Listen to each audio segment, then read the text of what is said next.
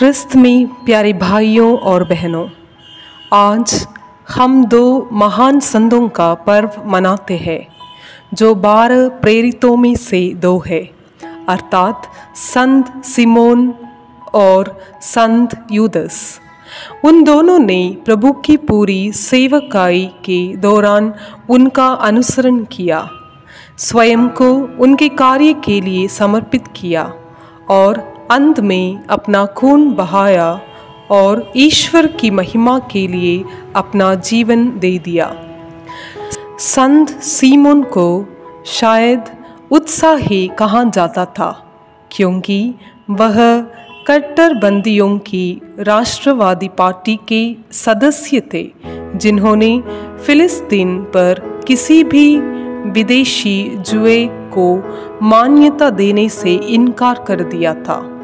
संत यूदस हमारे प्रभु के संरक्षक थे। उनकी माँ मरियम धन्य कुंवारी की भाभी थी। उनके पिता क्लेफस संत जोसेफ के भाई थे, इसलिए वह यीशु का कानूनी चचेरा भाई था। यूदस को अक्सर निराशाजनक स्थितियों और निराशाजनक मामलों के संरक्षक संबोधित किया जाता है, जिससे आप तब मदद मांगते हैं जब सब कुछ विफल हो जाता है। यह बताया गया था कि संत सिमोन और संत यूदस अक्सर फारस, आर्मेनिया और उत्तरी अफ्रीका और एशिया जैसे अन्य क्षेत्रों के लोगों को ईश्वर के वचन का प्रचार करते हुए एकता और मिशन के काम में एक साथ यात्रा करते थे। उन्होंने लोगों को परमेश्वर की सच्चाई बताने के लिए कड़ी मेहनत की।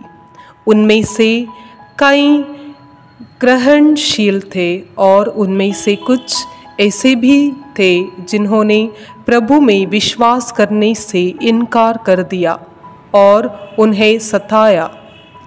संत सिमोन और संत यूदस को अन्य जातियों को एकजुट करने के लिए शहीद कर दिया गया। प्रिय भाइयों, जब हम आज इन दो महान प्रेरितों सिमोन और यूदस के जीवन पर विचार कर रहे हैं, तो आइए हम सभी समझें कि हम अपने जीवन के साथ क्या करना चाहिए। हे प्रभु, आपने इन दो सामान्य व्यक्तियों को अपना प्रेरित बनने के लिए बुलाया। आपने अपनी कृपा से उन्हें भर दिया, उन्हें अपने शब्दों से सिखाया और उन्हें पृथ्वी के छोर तक उपदेश देने के लिए भेजा।